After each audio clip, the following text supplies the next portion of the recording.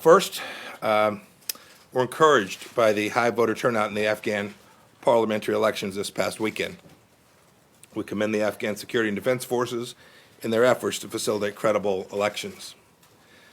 There were some technical issues, but despite that, we remain committed to assisting the election commissions, especially in their work for the presidential election that will come in April of 2019.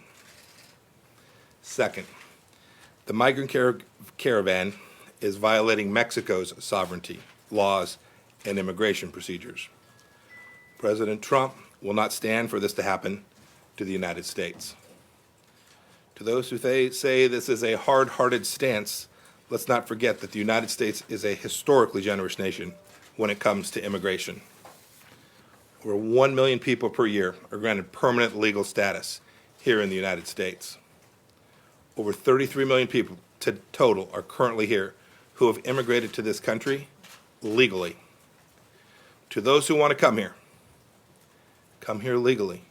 Legal immigration is the surest way to obtain the better life you're looking for here in the United States of America. From a security standpoint, there is no proper accounting of who these individuals in the caravan are, and this poses an unacceptable security risk to the United States. Moreover, many of these people are ripe targets for human traffickers and others who would exploit them. We don't want that to happen. I've spoken twice in the last 2 days to my counterpart, Foreign Secretary Videgaray. We trust that Mexico's leaders know what the best steps are to resolve this situation, and we urge timely action on their part. The United States also has a message for those who are currently part of this caravan or any caravan which follows. You will not be successful at getting into the United States illegally, no matter what. I repeat, the caravan will not cross our southern border illegally under any circumstances. If you seek to come here, go through the normal refugee process.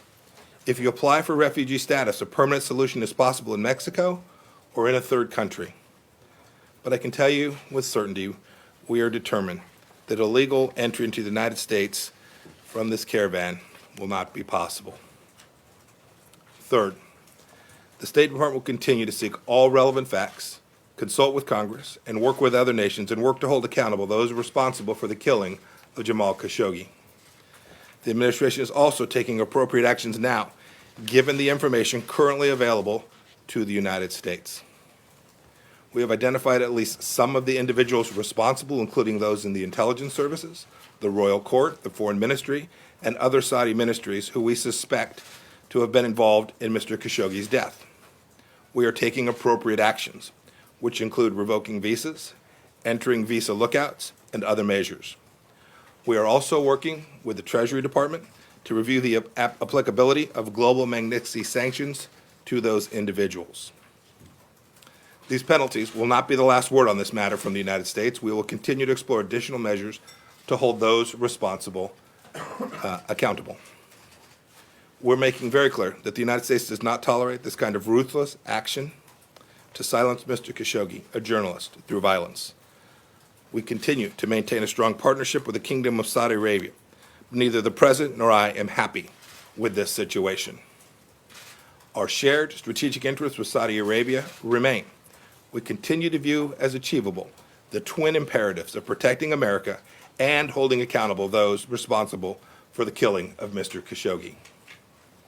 Fourth, last week, a delegation of Cuban diplomats threw a childish temper tantrum at a UN-sponsored gathering. At the UN, it was a meeting highlighting the Cuban regime's intolerance of political opposition and the plight of political prisoners. In response, I've written a letter to UN Secretary General Antonio Guterres requesting to know what measures the UN will take to respond to these actions and make sure that they do not happen again. And finally, it's my honor to tell you that Ambassador Dan Smith will become the new director of the Foreign Service Institute, something which I intend to devote a significant piece of my time and attention to as the Secretary of State. This is a very important institution here for our Foreign Service officers. Dan will lead the State Department institution responsible for all of our team's initial training and their continued professional development. Dan shares my vision. I knew him when he was head of INR and I was in my previous role. Dan shares my vision of having the best trained and most professional diplomatic corps in the world. He is impeccably qualified for this role, and I look forward to him taking the helm at FSI. I'm now happy to take a few questions. And we just have a few minutes for questions today. We're running late for another meeting. Our apologies. Matt, we'll start with you. Thanks, Heather. Thanks, Mr. Secretary. The president, as I don't know if you could add color to the president's comments. He just called the Saudi operation or the attempt to conceal the worst cover-up in the history of cover-ups. And I'm wondering, one, if you agree with that characterization, and then second, if you could be a little bit more specific about the actions that you're taking with regard to the visa revocations. How many, roughly, are we talking about people here? And then on the migrants, what would you say to people who would criticize your comments just now as being a bit disingenuous by telling them to apply for refugee status when this administration has slashed the number of refugees it will admit? I said I'd take a few questions. You just asked 3. I assume everyone in the room would be very disappointed in you for having taken all the questions. So let me take the last one first. This is a nation that is historically generous with respect to accepting refugees and persons from all around the world. There is no mistaking that. It will continue to be so. And so those who want to come here legally have every means available to do that. People can also file to be refugees in other countries other than the United States of America. And so what we know is this.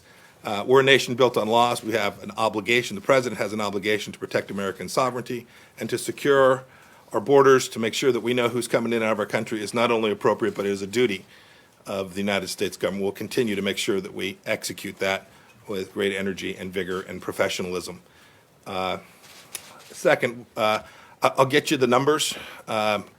We have them, but I want to make sure I get them to you right. I'll make sure everybody gets a chance to see the numbers.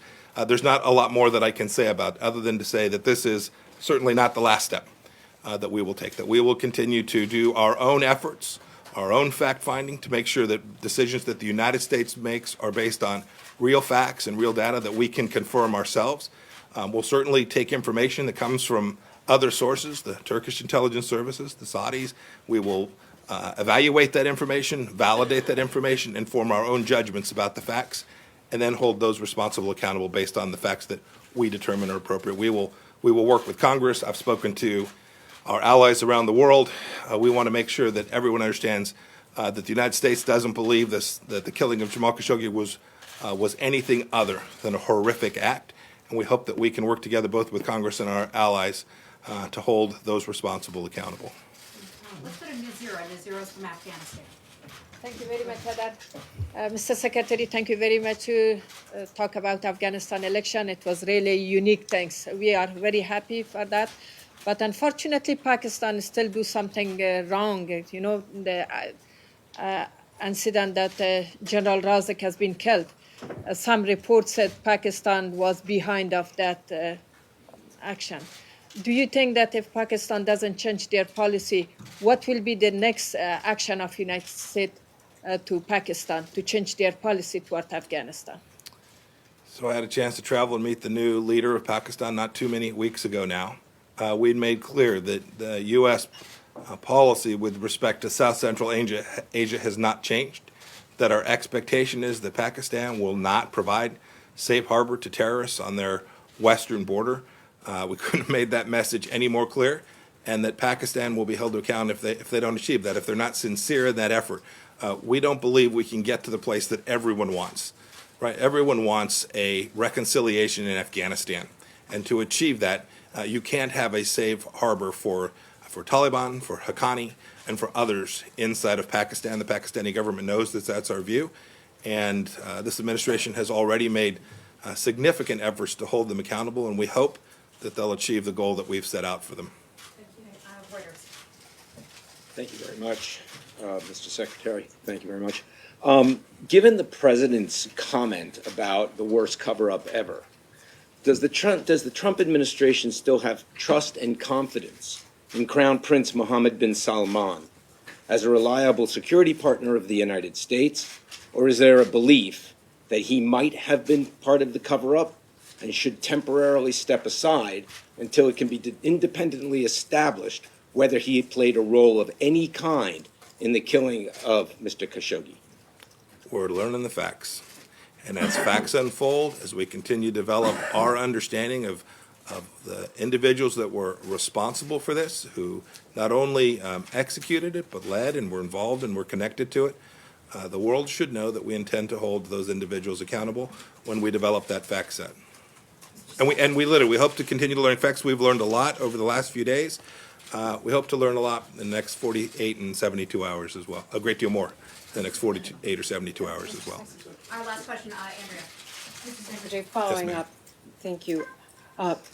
President Erdogan said today that this was a savage and premeditated murder. You say you're learning the facts. The president says it's the worst cover-up. The Saudis are now telling us that this was an attempt to hold Khashoggi in a Turkish safe house for 2 days.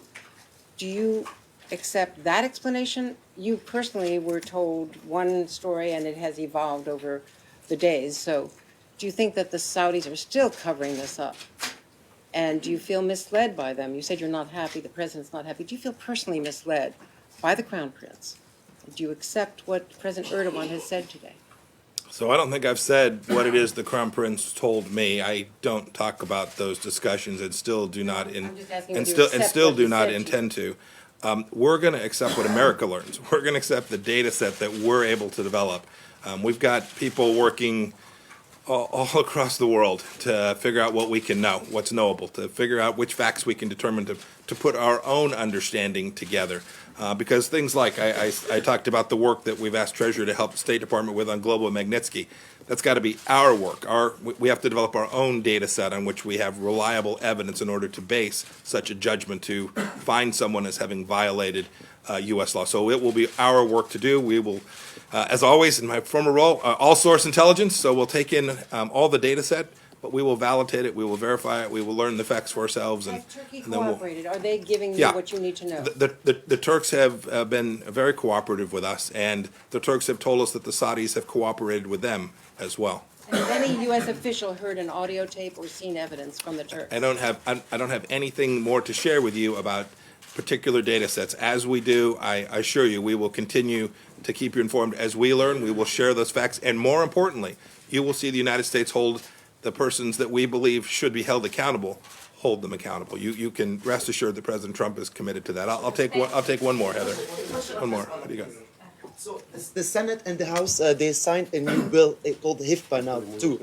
So it's now on the desk of the president.